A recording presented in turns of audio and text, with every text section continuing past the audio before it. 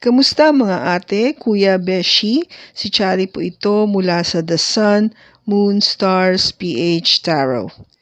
Ipapaalam ko lang po na ito po ay isang general read o pangkahalatang pagbabasa at maaring hindi lahat ay magtugma sa inyong sitwasyon. I-check din nyo ang inyong Moon, Rising at Venus sign. Baka doon mas tumugma ang read para sa inyo.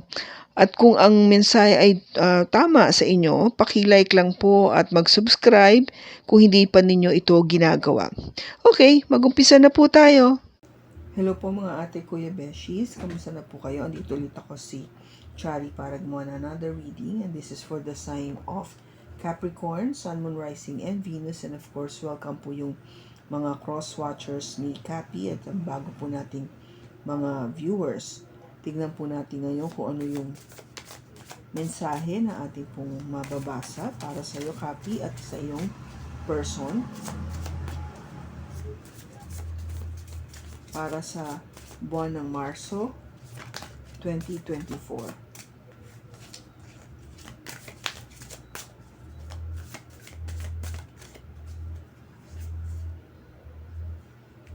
I want to be different. Yan ang card mo. And your person is, why can't I tell you the truth? Okay.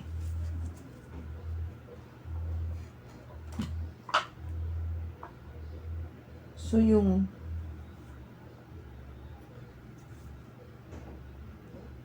person mo rito, Capi, I think is having problem communicating with you. No? Why can't I tell you the truth? Bakit hindi niya masabi sa'yo yung katotohanan? Now, pwede kasi na ayaw kanya masaktan. Pwede rin na wala siyang lakas ng loob para masabi ito sa'yo ng diretsyo. Pwede rin na natatakot siya na kung ano yung magiging reaction mo sa sasabihin niya. Baka hindi niya matanggap. Okay? Now, ikaw, I want to be different, no? Ito yung card mo, Capi. Gusto mo maging iba. Different in many ways, no? I think you're just not referring sa physical na pagkakaanyo, but I think you also want to have a different lifestyle, a different maybe a career, no? Something like that. Basta gusto mo distinctive ka, kaiba-iba nga eh. Parang ikaw lang nag-iisa na ganon. No, in other words, you are trying to be your unique way or unique person as you wanted to be. Okay lang yun. Kasi you have that, kung gaba parang expression, or you wanted to express yourself na hindi katulad ng iba. No, you really want to be distinctive, no? Yung mapansin agad ng tao na iba to si Capi na to. Maybe it has something to do also, no? Yung kung bakit nararamdaman ng person mo to na hindi niya masabi sa yung katotohanan. Maybe yung ginagawa mo is not something that is not acceptable to your person. O baka, kasi nga meron kang kagustuhan na maging iba, maybe your person couldn't tell you na huwag mo naman sobrahan. You know? Mahirap maging critic, no? With your person. Ikaw yung maghuhusga sa kanya. Mahirap yun eh. Kasi nga, the fact na pwede talaga na sabihin mo na andun yung risk ba? Gusto kong sabihin na andun yung posibilidad na masaktan nga siya sa sasabihin mo kasi since you're trying to give your kung gaba logical criticism. Siyempre, hindi naman lahat ng tao kasi would accept yung criticism na yun, especially coming from your person. I mean, galing do sa taong pinagkakatiwala mo, mahal mo, minsan parang nakaka-disappoint na ikaw pa nagsabi niyan sa akin. But if you will think about it, this person is trying his or her best to be honest with you. But ito, mahirap to eh, no? You can't tell the truth. But you have to. I mean, hindi ko sinasabing okay to Ang sinasabi ko dito, mahirap. Pero dapat mo lang sabihin yung katotohanan. Even how hard it would be for you and for your person. Okay? Kasi, yun yung katotohanan eh. Wala na, no? There's nothing more than that. Kasi, hindi mo mababago ang katotohanan dahil yun ang totoo. Okay? Ang logical lang dyan is to accept. Because that's the truth. Tanggapin mong katotohanan. Tanggapin mo katotohanan na if trying your best to be different but it doesn't suit you, then it means you have to change. Diba? Ganun lang yan eh. Maybe you're trying to, I don't know, just an example Kapi. Naisip mo na to enhance more yung ganda mo. So you try to decide na you wanted to go to maybe I don't know, a nose lift or something. And your person, kung ba parang hindi niya masabi na, hindi mo naman kailangan yan eh, kasi maganda ka na sa mata ko. Or maybe the fact na, bakit mong ginagawa yan, hindi mo naman kailangan. Siyempre parang, ang ina-expect mo kasi is yung support na yun eh, na sige, gawin mo kasi, mas lalo kang gaganda. But I think your person, kung siya lang talaga freely makakapagsabi na, no need to do that. Okay, that's how I'm just feeling it right now. So, tingnan natin sa cards.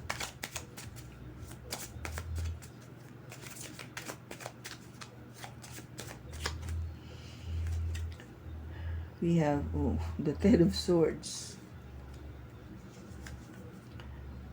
Judgment, and the King of Wands. Bottom mo is the King of Pentacles. Person mo,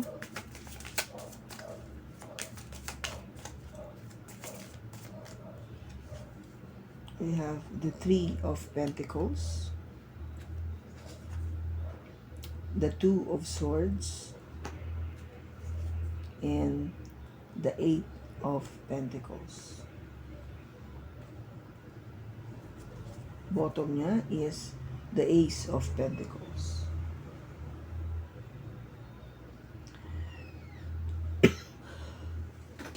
Okay, copy. So, yung first card mo dito is the Ten of Swords. This is really medyo masakit to. Painful. Kasi 10 usually means ending, no? Pagtatapos. And this is what happened sa past. Parang may nangyaring pagtatapos. Maybe because of what has been said. Kasi swords is all about communication. It's all about having the truth come out, no? Which is, ito nga, di ba? Masabi yung katotohanan. Yung pag-uusap na kailangan mailabas na natin yung katotohanan. Maybe your person is trying his or her best to tell you something na talagang nakasakit sa damdamin mo. Okay? Now, with Judgment, parang you are being asked na ano na magiging desisyon ko dito sa pagtatapos na to, yung pag-uusap namin na talaga namang nagdulot ng maraming masasakit na katotohanan o salita na nalaman ko o kung gabay yung nagbatuhan kami ng ganung salita sa isa't isa. With the King of Wands kasi, you want action, no? Gusto mo magkaroon ng action dito. Ano nang gagawin, basically? You wanted to find out what should I do? No? Kasi you're trying to make that decision with judgment. And this is all about action. So, yung nangyaring hindi magandang pagtatapos pagdating sa pagsisiwalat ng katotohanan, pinag-iisipan mo kung ano nang gagawin. Kasi syempre, ngayon nalaman mo na lahat ng mga katotohanan na yan, kung gabay yung sa loobin ng person mo, ano na, what is next? Yun ang iniisip mo ngayon. Yung person mo naman, with the Three of Pentacles, okay, let me just go back here pala.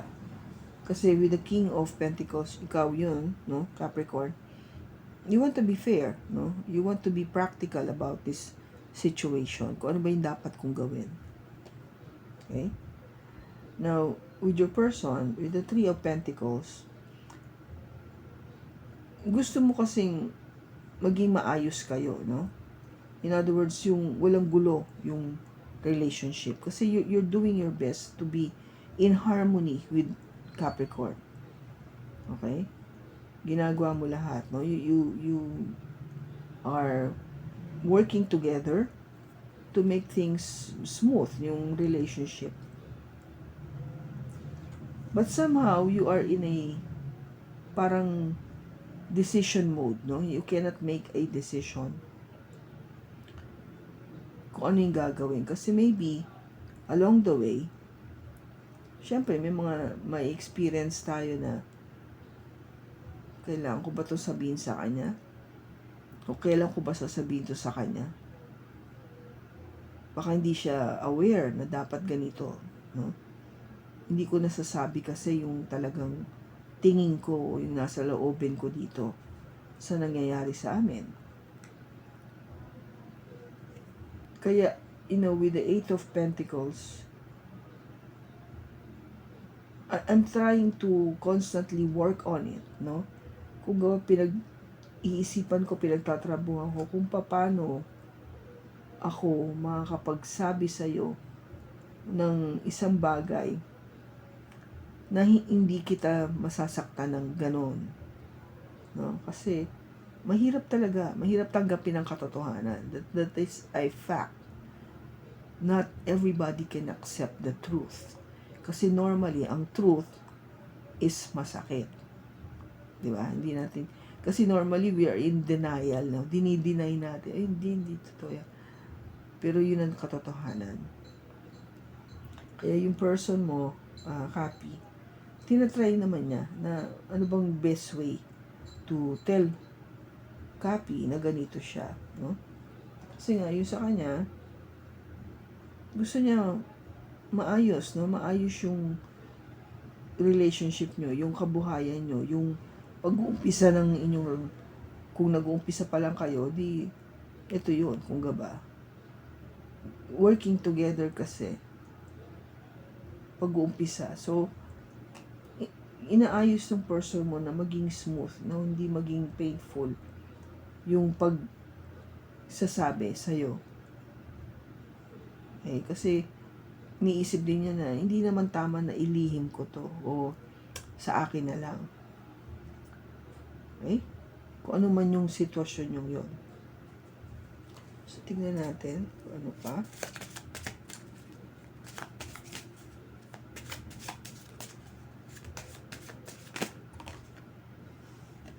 Tumalon. It is the Queen of Wands. The Magician. And the Wheel of Fortune. Bottom niya is the Eight of Swords. Now, yung person mo,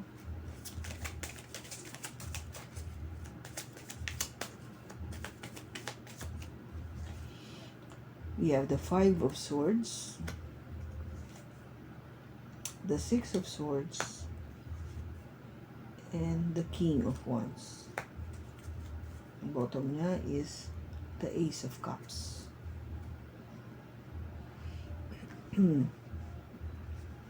yung sa ngayon, copy, ikaw kasi, inaano mo lang, no? You just continue with your life. You're doing your best to really look at your best, no? Attractive, confident, fun, yung energy ng Queen of Wands na talagang may action, no? Gumagalaw, hindi siya stagnant. In other words, sociable, no? Fun to be with, yung mga ganong energy.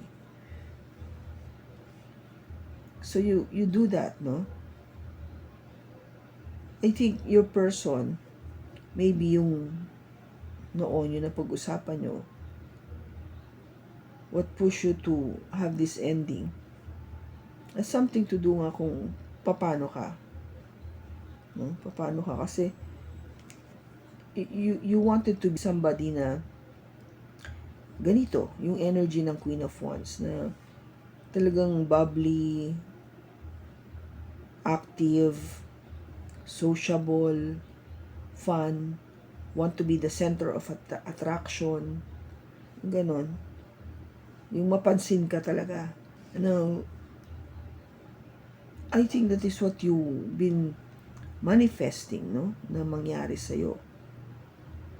You wanted na ganon yung maging outcome na ginagawa mo sa sarili mo. And things will change, no? Mababago talaga. Kasi kung paano mo siya how you've been thinking about it, kung paano mo babaguhin yung sarili mo, is talagang ganun yung mangyayari. Kasi ito yung pinagdasal mo, at saka I think God is saying na, yeah, I heard you. I heard you, Happy, kung anong sinasabi mo sa akin. Sige, tignan natin. Baguhin ko yung buhay mo. Okay? Kasi ito yung Wheel of Fortune eh. So things will be moving, changing into your favor. Your person, pakiwari niya na parang, alam mo yung hindi siya totaling, hindi totaling solved sa mga nangyayari. Kasi kahit na gano'n yung effort niya to make the relationship in harmony, ang feeling niya parang talo pa rin siya. Parang hindi niya na fulfill yung purpose na yun na maging maayos kayo. Okay? Kaya yung kagustuhan niya na umalis, lumayo muna para makapag-isip-isip, maging matahimik, para hindi ba yung tipong may iba naman yung aking scenario, may iba naman yung aking environment. Kasi gusto ko rin naman ng ma-enjoy ko yung buhay ko. I also wanted to enjoy myself. I also wanted to be with my friends, to have good time. Put action. Have fun. Be sociable as well. Kung paano yung person mo, copy, ganun din tong person mo. Parang ganun ang iniisip niya ngayon. Yung intention niya is to go away and enjoy. I-enjoy niya yung sarili niya. It could also mean na gusto rin niya ma-enjoy ikaw. To be with you. Kasi ito yung king, ito yung queen. No? Ikaw yung queen, siya yung king. Kung gabat, take it as it resonates. So, yung idea na together nga kayo, na masaya kayo pareho, doing the same thing, I think that is what your person wanted to achieve.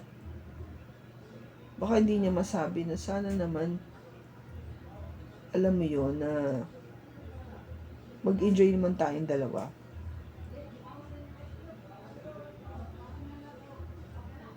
Kasi yung first part dito could also mean something to do with, yung nga, there was an ending na nangyari and you need to make a decision about a fire sign, okay? The King of Wands, which is this guy, no? This guy. You want to make that decision with this guy. A fire sign. Aries, Leo, or Sagittarius, o meron siya nito sa kanyang chart. Okay? I think you were trying to make that decision. It could be also one interpretation. And sa nakikita ko, you as the queen, which is yung partner nitong king, so we have a couple, no? The king and the queen of wands. You have a couple. Ikaw, as the queen, you want to continue with your life, but you were manifesting, no? Pinagdasal mo na sana mabago na yung buhay ko. I want change. Maybe that's the thing that you wanted it to be different. Baka hindi ka na masaya dito sa King of Wands mo. Okay? I just felt that ngayon. Baka hindi ka na masaya sa kanya. And maybe your person felt the same, no? Hindi na rin siya masaya sa'yo kasi nga siguro dahil kahit na pinagtatrabahuhan niya na maging okay yung relationship, still things are not really seem to be okay. Kasi ang pakiramdam nga niya, parang talo siya dito eh. Natalo ako. Kaya ang gusto niya umalis. Gusto niya nang magkahiwalay o move somewhere that is more peaceful, ba? And maybe ibalik yung dati niyang sigla sa buhay niya. Kung siya ay isang fire sign, copy, of course, gusto nito ng enjoyment, gusto nito ng fun, adventure. You know? Kung hindi nangyayari ito sa inyong dalawa, then definitely gusto niya sanang maramdaman ulit ito. That's why, sasabi ko nga dito na he wanted to live and enjoy himself. Okay?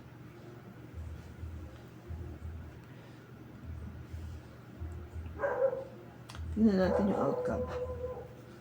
So, what is the advice? Anong advice po dito? Copy at sa person niya. We have the Fool.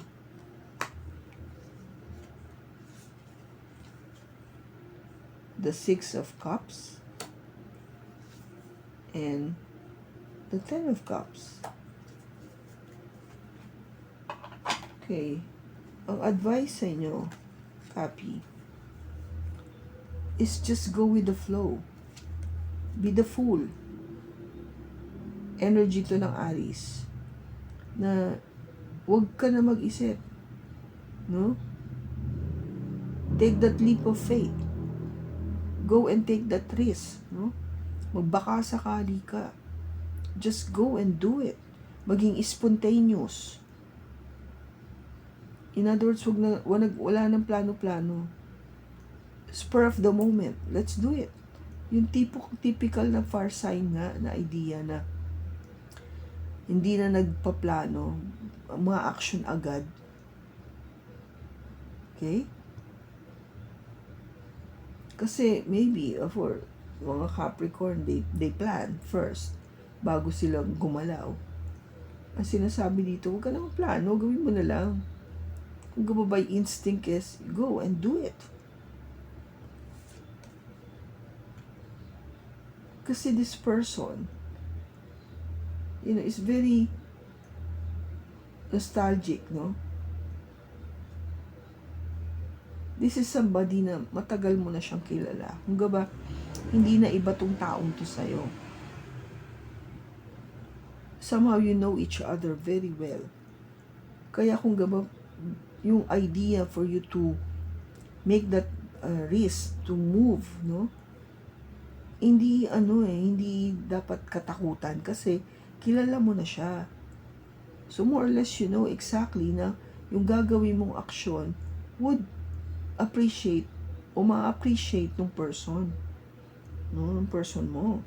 Kasi kilala mo na nga siya before. And that would bring happiness. No, with the Ten of Cups. It will bring blessings. No? Sa relationship. Kasi masaya kayo eh. Kung ba naging very spontaneous lang kayo sa isa't isa. Maybe that is why you both have the energy of the fire sign, na yung Wands, no? King of Wands, andito, ikaw yung Queen of Wands. Because yung energy nitong fire sign is really somebody na talagang action agad. Wala nang patumpik-tumpik. Sige na, let's do it. Let's enjoy. Let's have fun. Let's go. Let's check it out. Yung mga ganun. Ganun siya. Huwag nang paiba-iba pa. Okay? Maybe your person wanted to tell you na, come on, maging ano tayo. Parang loosen up. Huwag tayo masyadong uptight. Huwag masyadong nakadenumero, di po, lahat nakaplano, hindi ganun. Kasi lalo na kung fire sign nga siya, mas ma-appreciate kasi niya yung ganun, yung spontaneity. Sige lang.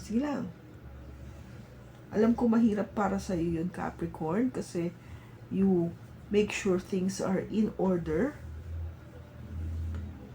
But if it would make your relationship more happier, bakit hindi mo gawin? Di ba? So, let us see. You can ask any question, no? I'll give you time to think about it habang sinashuffle ko to. Then, kung ano yung sagot, you will get it from here. Okay? Whatever that question is. Capricorn.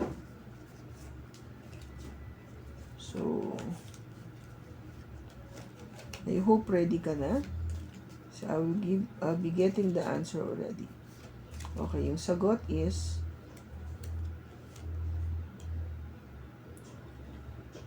this is the sign. Okay? So, kung ano man yung tanong mo, ito na yung sinasabing pahiwatig na, okay, ito na yung sign na hinihingi mo. Na maybe if whatever that question is, this is the sign. Now, tingnan natin kung ano yung advice pa na gusto ipahiwatig sa'yo, Capricorn. Op.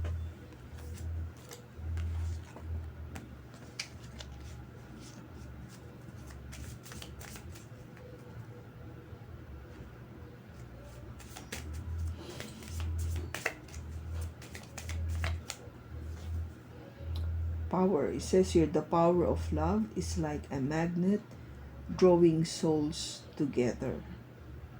Diba? Power of love, yung pagmamahal. I mean, if you really love each other, andun yung love, which is ito, no? Ace of Cups. It will draw you together, no? Because of that love, you will do your best. You will do your best para maging maayos yung relationship niyo. Kung ano man difference na to, you will try to make it work.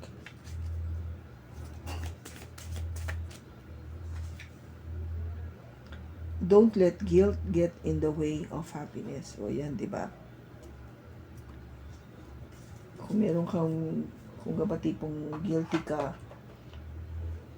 huwag mong hayaan na yun ang maging hadlang para sa inyong kaligayahan.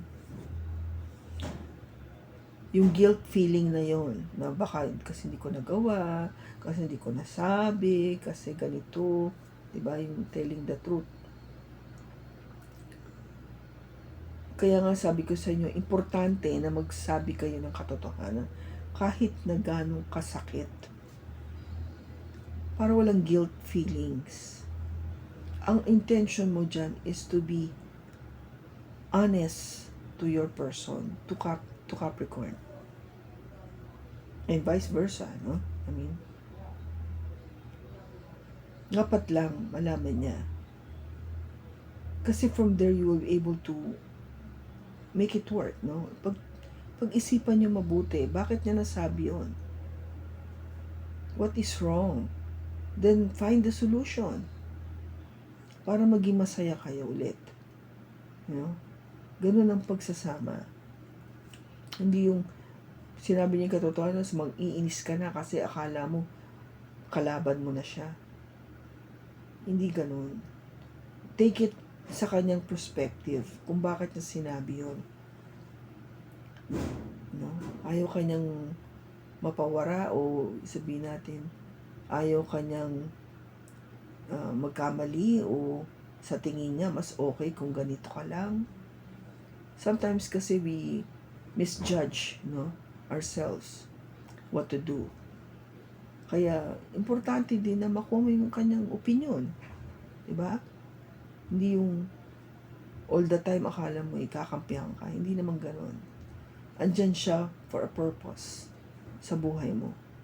And one of the purpose is to let you know exactly kung ano yung nakikita niya sa'yo. Yung katotohanan lamang. Okay? So, tanggapin natin yun. And be logical about it. Okay? So, I hope kung kanino man to na Capricorn, nakatulong po sana ako sa'yo. Maraming salamat sa pagsama mo sa akin sa pagbasa na to. Sa susunod po muli, ingat ka and God bless.